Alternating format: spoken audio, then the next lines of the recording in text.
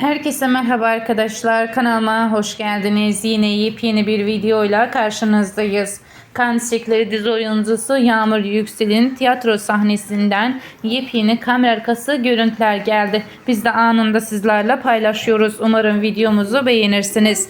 Yağmur Yüksel'in videolarını da Barış Baktaş'ın eşi Gülüm Baktaş da sosyal medya hesabında paylaşarak Yağmur'u kutladı. Biz de sizlerle yepyeni görüntüleri paylaşıyoruz.